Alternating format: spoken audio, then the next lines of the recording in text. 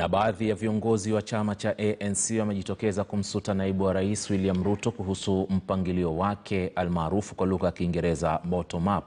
Wanasiasa hao wanasema kwamba Ruto amemtaka kuelezea hatma ya ahadi ambazo alizozitoa kabla ya kuchaguliwa mwaka 2017, miongoni mwazo mpango wa tarakilishi kwa shule za umma na ujenzi wa uwanja wa michezo kabla ya kutafuta urais mwaka 2022.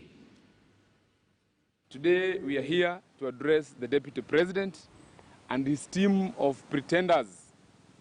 We want to tell you that you are a bunch of liars.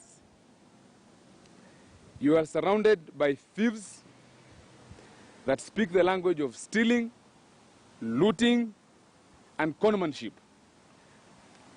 The white man says, "Show me your friends and I tell you who you are." If you look at the people that surround our Deputy President, you can easily tell the kind of a person he is. You cannot work with liars, fraudsters, and criminals, and then you come here and you tell us that you want to be a head of state in this republic. What is bottom up? Bottom up, bottom up means if I have a bottle of water here and you put it bottom up like this, it means the bottoms are up.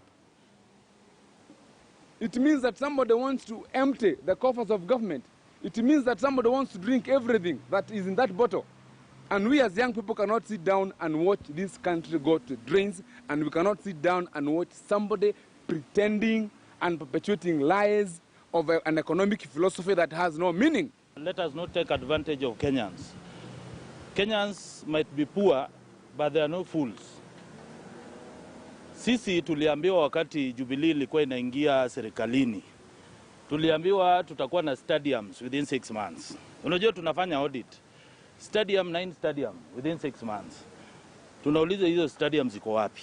We want to invite EACC and we want to thank the DCI for what they have done already. They have started investigations because there are people who cannot be trusted by Kenyans. And vile walianza na Rigathi. We want everybody, these people who are kina Ichungwa, kina Moses Kuria, we want them to be investigated. President alisema wafanye what we call wealth declaration. Tunataka Ruto mwenyewe and his team, first of all, want to declare where did they get their money. Hii pesa yote wamepata wapi?